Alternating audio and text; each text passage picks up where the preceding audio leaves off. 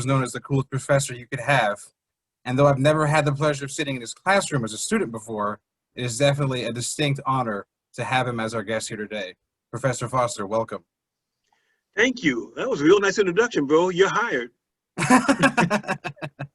I just want to say before we begin that for our students watching, that the way this format's going to work is that it will begin with me asking Professor Foster a series of questions on the subject of success so we can get his thoughts on it.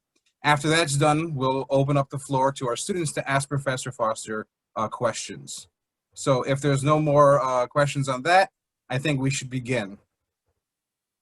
So let's start with the first question, I think, about success is, what is success, Professor Foster, and how do we define it?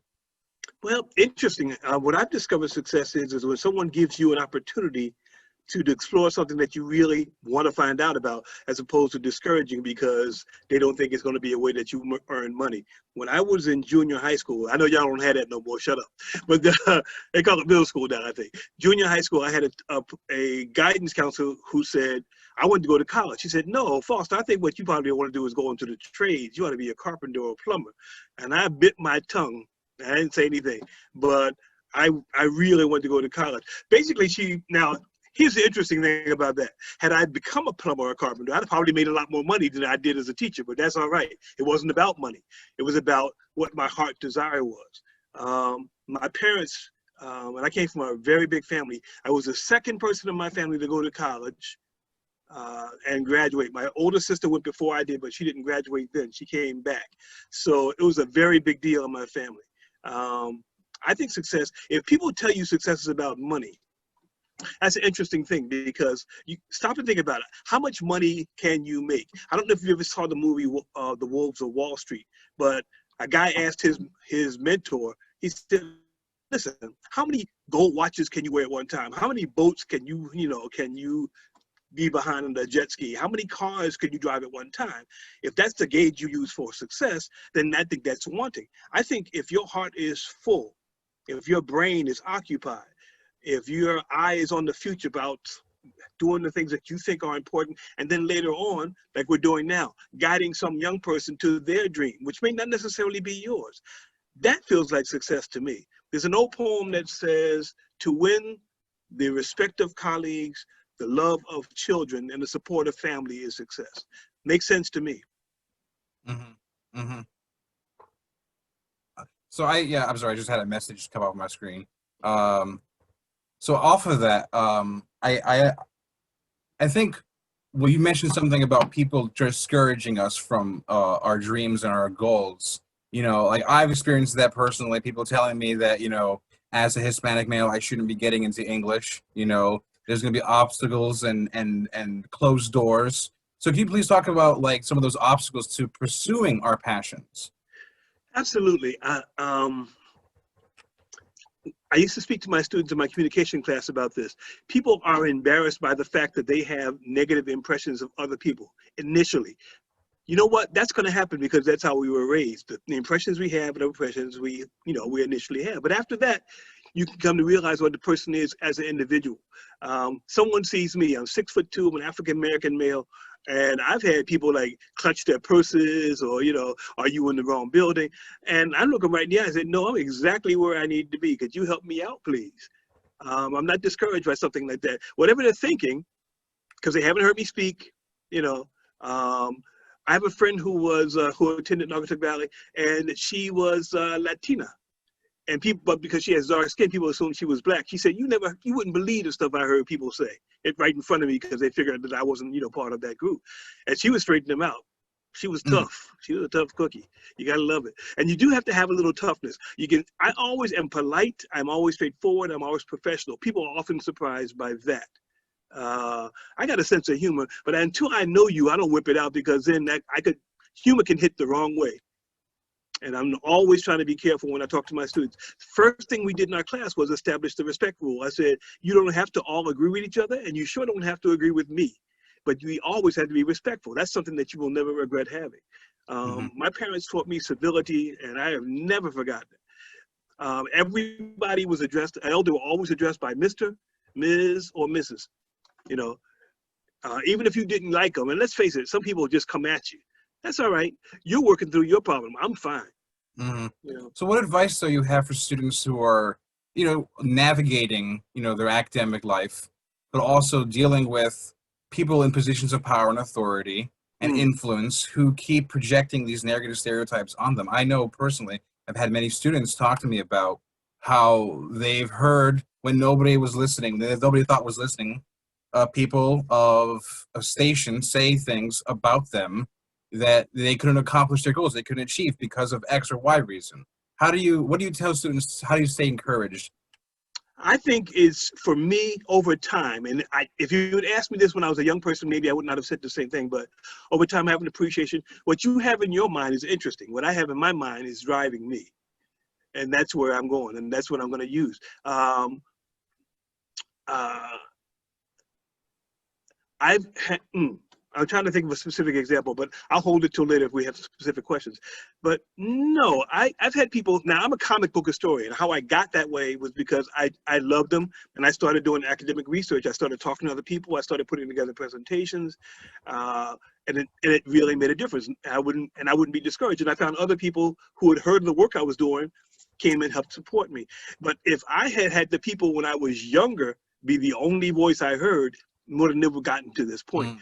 Oh, those comic books are stupid. They're wasting your time. You're going to rot your brain. You're smarter than that. And I'm just looking at them and saying, yeah, that's real interesting. Thank you. I appreciate you sharing. And in my head, years later, as I was going to Germany, Costa Rica, Sweden, China, all to do research on comic books, it just made me laugh even harder. Yeah, you really knew what the heck you were talking about. Get out of here, yeah, and I'm not really mad at people because they're taking the same impressions they had. If you take a look through history of people of various ethnicities, men and women, young people, and see what they had to go through, it makes you realize, you know what? It was never always easy for anybody because on words on the page makes it look like, well, one day you were this and the next day you were that. It's a step. It's a series of steps. And I'm going to encourage you to take those series of steps. You're going to have days where you feel tired. You're going to have days where you feel discouraged. But the next morning, smile on your face, blood still pumping in your veins, give it another shot. Okay? Persistence is what a lot of people don't understand. They figure if I tell you one time to do something, you're going to run and do it. No, that's not how that works. Because one day you will have kids of your own. Oh, no, not that. And believe me, yours is going to be one of the last voices they hear because they're going to be listening to their peers.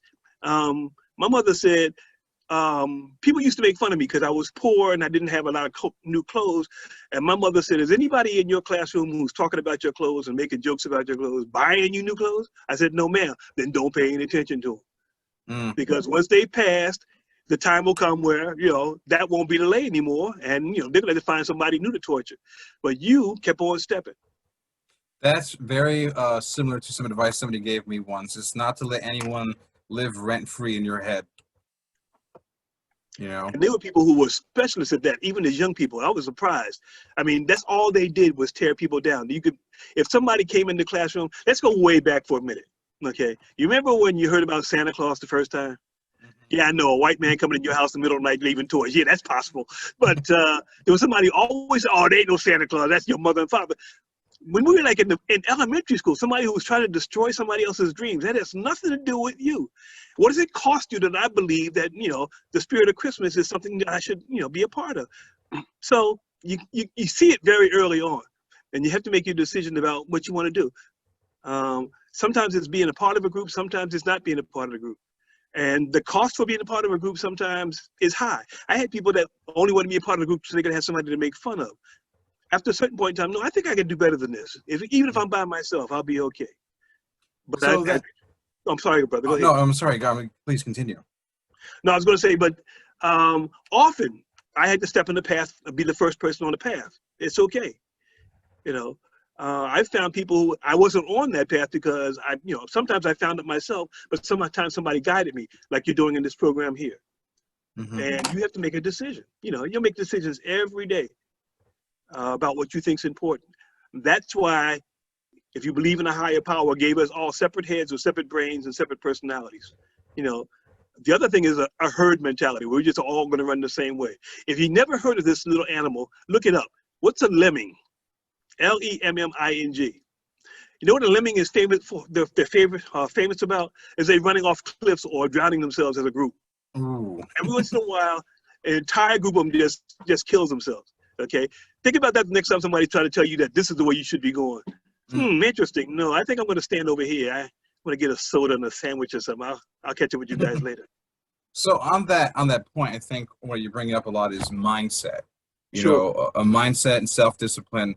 The question I would have for you then is like, how do you develop that? How do you develop that sense? Because it's not something we're born with, unfortunately. It's something we develop over time. What is your process, you think, for developing that effectively? It's funny. Sometimes it's because you have people around you who encourage you. That was my family. Even if they were joking, they were encouraging. I'll tell one story of that. When I used to come home from the program I was in going to high school, I went away from my home to go to high school, and my mom would say, go down to the shoe store, your cousins are working, get a new pair of shoes. I said, Mom, I ain't got no money for new shoes. She said, read my lips. Go down to the shoe store and talk to your cousins about some new shoes. So I go in, and first of all, they shake my hand, they hug me. Hey, bro, welcome back home, how you doing? I said, Mom sent me for some new shoes, and before I could finish the rest, I said, pick out the shoes you want. And I was never crazy. I didn't pick out something fancy and really that was going to last 5 seconds. I picked out something that was sturdy and looked nice. And so it came time to pay me. I said, well, what am I going to give you pay? He said, you already paid for them. Bring home good grades. Give us a good reports on how you're doing. Keep pushing on. You know, that was my family. One day when I came home, my brother saw what I was wearing to go back to school, took his coat off his back, took his hat off his head and gave it to me. I said, I can't take this. He said, you taking it. And you're going to show out right when you go up there. And you're going to impress them with who your family is and where you come from. Don't feel bad. You know, Makes a difference. Yeah, I agree. You know, having the support you need to build yourself up, you know, to have the esteem that you need to carry on. I also wonder, though, like, what kind of activities can you do? Having a passion, I think, is important. You mentioned that before. Having a passion is like, what kind of passion should you develop that helps improve your self-worth? I became a writer because I was a big reader. And after a certain point in time, fairly young, I decided that if somebody else can write, I can write too. And people like it or they don't like it, but I'm going to give it a shot. And I was surprised when I was in junior high school. My first published piece was a poem I wrote in junior high school and was in the junior high school magazine. And I had a guy who was like big, rough, tough brother, you know those brothers like me, like Knuck Knuck, No Neck, Hook Hands, those guys. That's what he came up and said, man, I love your poem. And I was like surprised. Okay, I'm going to tell the truth. I didn't think he could read. That's terrible. That was my first impression. But the brother was straight up. I liked him about that because he was smart too. He played musical instruments. He didn't care what anybody else thought. There were plenty of tough guys that did nothing except harass us.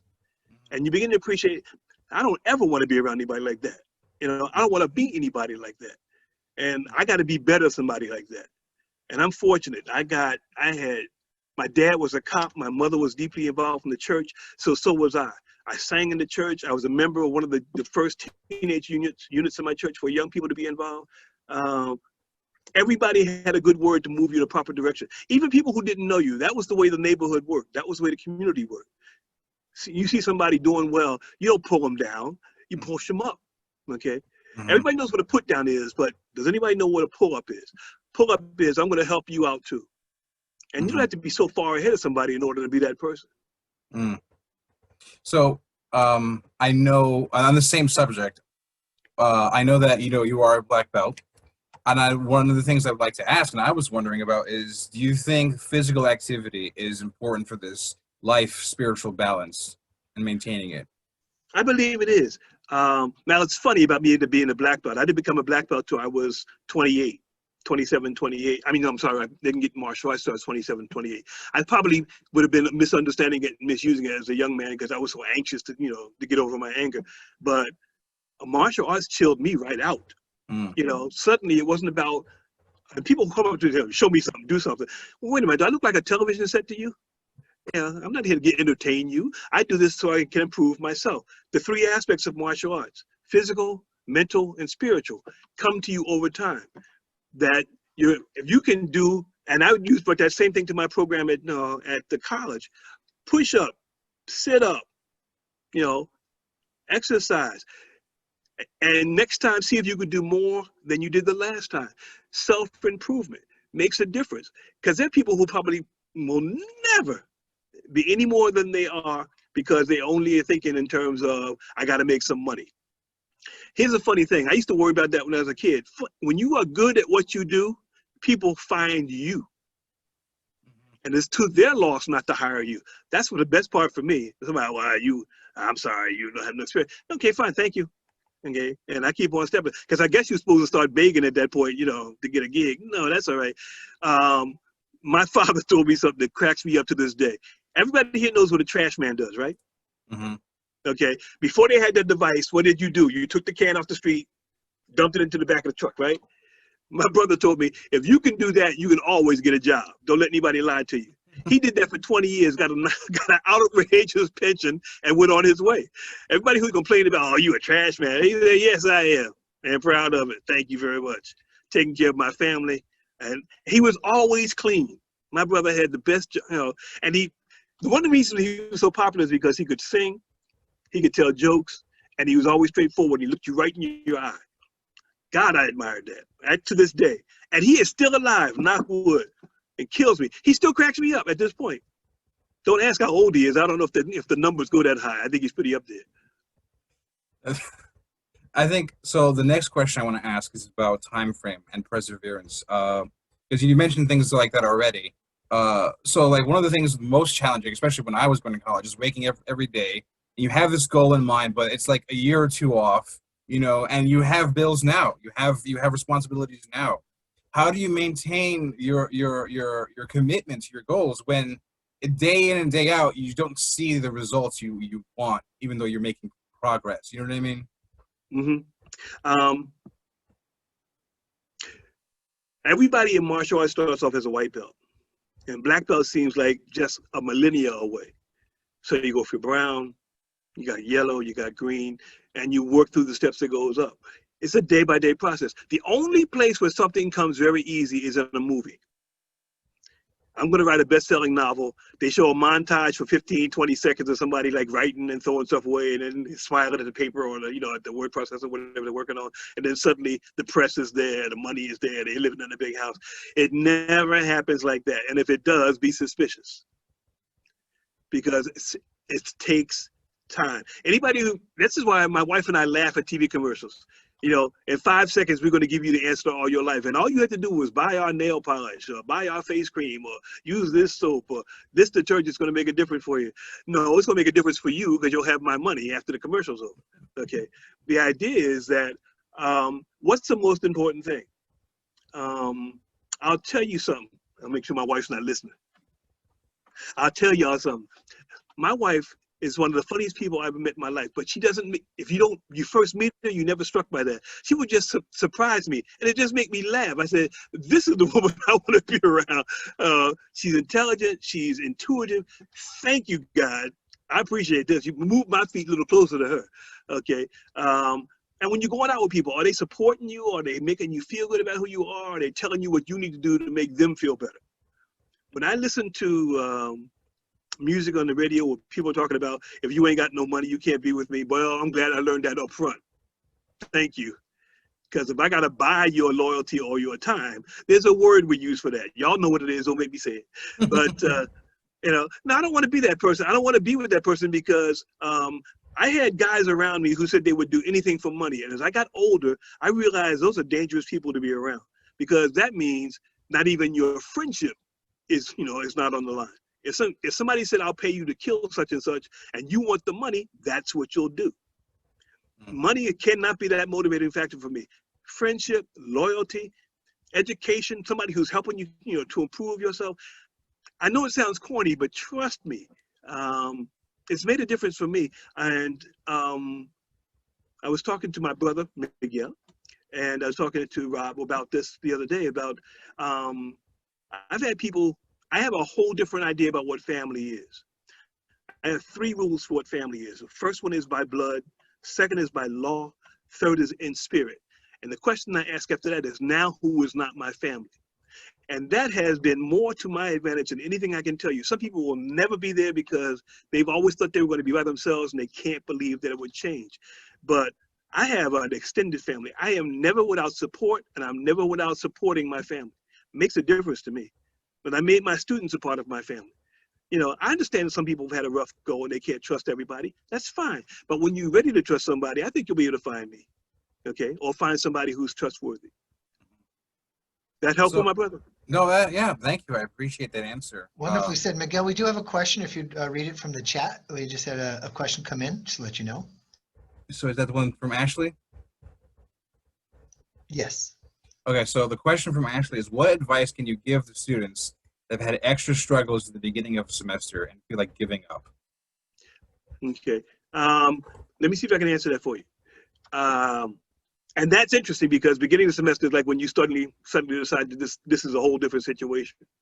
Because I've had people who came to Naugatuck Valley and I was passing some, I'm glad it wasn't my students. I was passing some young guys in the hallway and one guy said, "What's this like?" And the guy said, "Oh, it's like extended high school." Oh, bad juju, Kimosabe. You're gonna find yourself in a whole lot of trouble because the pace is faster. You're doing a lot of classes and you have to be on the ball. And sometimes you misinterpret how much it's going to take. I've been lucky. I've always went to my teacher and said, "Listen, I'm having trouble. Could you give me a hand with this?" And I ask in a timely fashion. I don't wait till the last month of class and suddenly I'm in trouble and I'm mad at the teacher now. No, I got to be mad at me because I had all the time in the world. Sometimes I had students who came to me before the semester started. "Professor Foster, what's the book? What are we going to be looking at first?" And I was always impressed with that. I had a student, I taught it, when I first started teaching in Naugatuck Valley, I taught a real tough writing class. You not only had to write in class every day, you had to keep a journal, and you had homework every night. And I had a student that didn't even shrug, two of them, okay? They did 2 journals, always had their homework on time. And here's the kicker, one of them was blind. Still in touch with her, still in touch with her husband and her son. And I think her son was just starting college when I left. I've been there a long time. I was there a long time. But the idea was that just had a kicked themselves in the pants and kept on going. And so the joke would be, I've already shared this with my student, is that she was in my office every day. The blind student was in my office every day. I only had class 3 times a week. She was in my class, in my office every day. And so when somebody told me, and I've heard this more times than I can count, "I couldn't find your office, I couldn't call you, I couldn't send you a message," you know, I said, "The blind chick found my office, what's your problem?" And I said it to be funny, not to be facetious. She was on the case. She knew how to get the job done. Do you? If you don't, I'm here to help you. But if you wait till when the classes get out, May, December, and suddenly now your reason for not having your assignment says you didn't understand. I always ask if you didn't understand, come see, leave me a message, send me an email. You know, bring the work in so I can see what you had started doing. If you hadn't started doing the work, I'm a little suspicious. You weren't planning on doing the work. You were planning on making an excuse. Can I give one example, more example on this, my brother? Please. Okay. Time. Here we go. So one resource that is not renewable. Can't get it back. So the first day of class, I would tell my students, okay, everybody here knows what time this class meets. You know where it meets, okay? And you know how often it meets. You only have to miss one time to miscalculate how much time it takes. You know how much time it takes to get here, whether you take a bus or a car or you walk, okay? So after that, what's your excuse for not being here on time? Anybody can have an accident or something that holds them up. You're given 2 per semester, 17 weeks. If it's beyond that, what's your excuse for not being here, okay? Then you want me to repeat the entire lecture that I gave, ask the same questions I asked, when you didn't take the time to even get in touch with me to let me know you weren't going to be here. So who had the serious work habits and who didn't? It's the same question I ask. I would always ask questions. I wouldn't tell you what you were thinking. I don't know what you're thinking. I don't, okay? But if you want to succeed, then think about succeeding. You know, the time not being a renewable resource is interesting that you brought that up, because one of the things that, it's a saying that's always haunted me but also motivated me, is that it tells me that you start every day off with the same amount of minutes, 1,440 minutes every day, and you start that day with a third of them already spoken for because you need to sleep at some point. So that means, you really don't have a lot every day. You only have a certain number of minutes to make life matter. And since that, like a third of them are already gone when you wake up, that puts a fire under me personally. I'm a writer, and I have to tell you that I hear a clock ticking behind me every day. Did you get this done? Did you get that done? And sometimes the answer is no, but I can't get mad at anybody but me. And it's not to get mad at, it's just to make room for it later on. Mm-hmm. Okay. Specifically now, where I make my hours. Before somebody else made my hours. Now it's me. Okay. On the weekend in college, that's where that started. That's where that race started. You go to the classes during the week, and I went away to college, so I'm right there on campus, and I would trick myself. I would find out what papers I had to write, grab all the material, leave my room and go to the library, because there I could work undisturbed. In my room, it was Social Center in the USA. It was Soul Time, it was Soul Train. We practically dancing in and out of the doors. Come on, baby girl. And but I said, listen, I have too many people depending on my success here. I can't mess around. Because I heard my grandmother's voice and my mother's voice in my head. Are you embarrassing the family? Are you doing what you want to do? And I was fortunate. I had professors on my campus who did the exact same thing. I had a drama professor who was 4 foot nothing. But if you weren't scared of her, that was your mistake. She would say, Bill Foster, you doing what you're supposed to do? Yes, Esther. Thank you. Mm-hmm. Thank you for checking on me. Because I had people who they didn't even know what the inside of their classrooms looked like. Like somebody owed them a break. Really? Okay, that's when affirmative action had just started on campuses, and they were begging for Black students. So for me, I wanted to be sure I was taking full advantage of it, because college has never been cheap. It seems like it's cheaper now than it was back in the day, but it's never been cheap.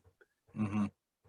So, well, I'm sorry. On that subject, on that note, I think we should open it up for the students to ask you questions. Please. Yeah. So please, No I'd like to take the opportunity to open it up. So anybody, if you have a question, please, Professor Foster.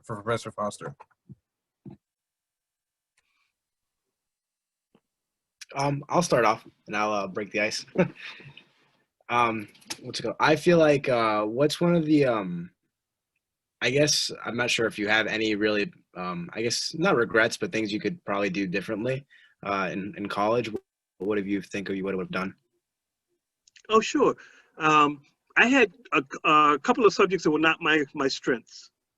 And rather than deal with that, I kind of like put it off. Science and math was not my primary area, and then I had another problem. My schedule, I had a class like in the late afternoon, after lunch, when that lunch just started hitting you, you start getting sluggish, and pencil starts going off the page, and that was a wasted semester. That was money I wasted. I should have been on the case. But I can tell you, I fixed that by the time I got to my senior year. I took a science class. I went to the professor at the beginning of the semester, so I'm going to try my best to do this that I can in this class. And I did. I sat in the front. 500 students in the room. I was in the front. He knew my name by the second week if I raised my hand. I went to any before quiz help sessions he had, took the quiz. If I didn't understand something, I took the quiz to him. By the end of the semester, he knew I was serious about getting the grade. Can't wait too long. Those were the kind of mistakes I made. Oh, there was one other one. My college had a scuba diving course, which I really wanted to look forward to. I looked forward for 4 years. By my last semester, I had to take so many classes I couldn't take the scuba diving. I had to take 21 credits. And I had a friend. Yeah, for me, I feel like. Go ahead, Mr. Foster. Sorry about that. I was going to say, this is superfluous, and I was going to add it. I had a really good-looking friend who was in that class too, and I missed. Sorry, that's terrible. Don't listen to that. Go ahead, Nathaniel.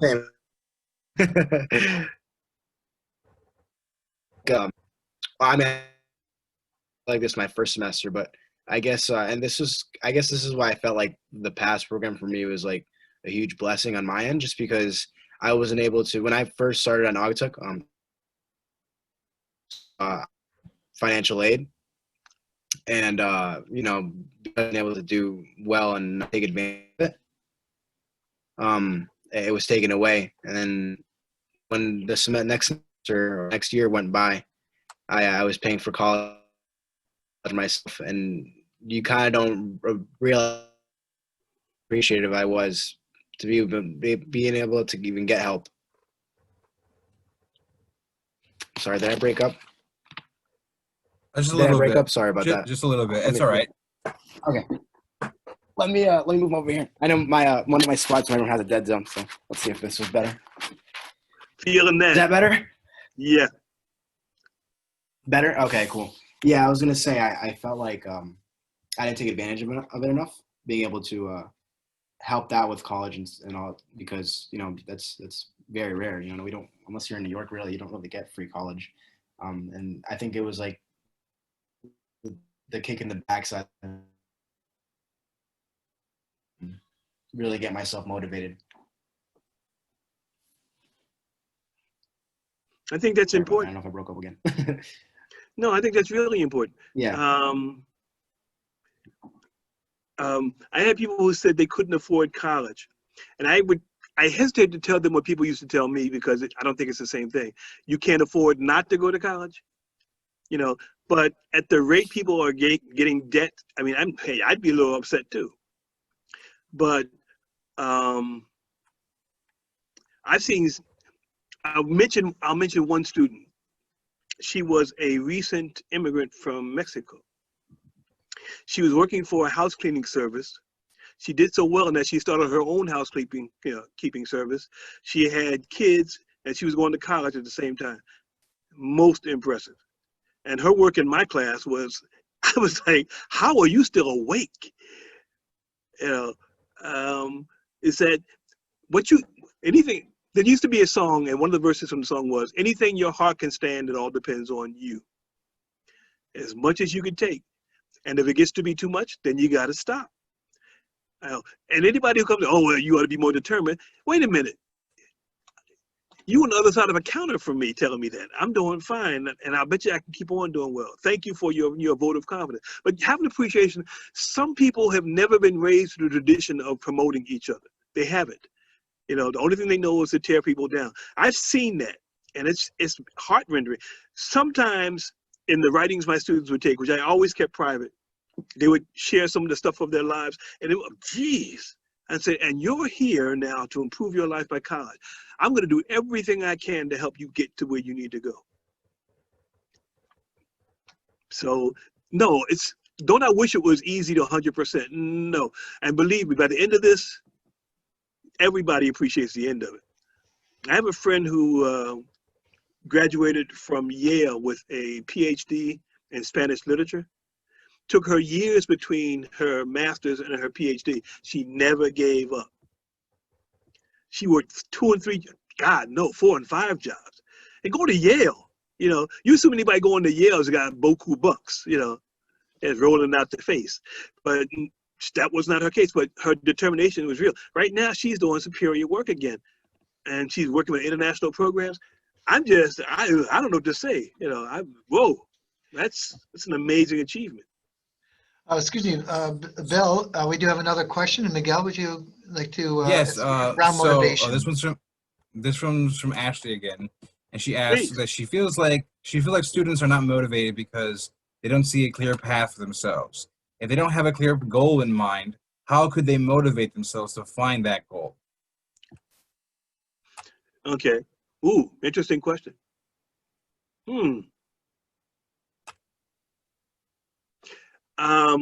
I'm one of those people that I took something that I basically was a hobby and turned it into something else.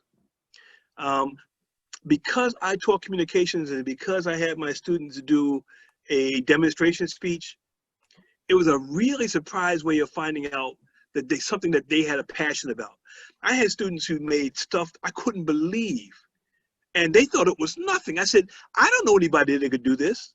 This is, doesn't mean that automatically what you choose as a job, but I bet you it'd be a nice backup. I have friends who are they are intuitive designers. They build, and it doesn't have to be something like you can bake, if you what, we don't even consider a art. Driving a car, because we see so many people mess it up. But some of the best chauffeurs in the world take home money that the government never sees. Y'all don't hear that from me, all right? Okay, because the idea is because they're good, they're personable, they're courteous, they plan. This is where I have to go. This is what I'm gonna have to probably put up with, and they present themselves well. They dress well, and it seems like a small thing, but put that all together, and suddenly you have a surprise package. Is that what you're gonna do for the rest of your life? No, it's what you're doing now to get where you want to be for the rest of your life. So it'd be surprised, okay, if you stop and thought about. And here's the thing: I have a lot of friends who don't even think about the stuff that you see them doing ever, because they either been taught that it's nothing, or they don't think it's nothing. It is something, and it sustains you. Okay, I'm probably never going to write a comic book script. That's okay, but I'm a historian, and I'm always finding out new things that I can share with other people. That's what historians do, and that's good for me. Okay. And if I miss something or I get it wrong, then I correct myself. The whole idea is not to be perfect, but to be on a plan if you can.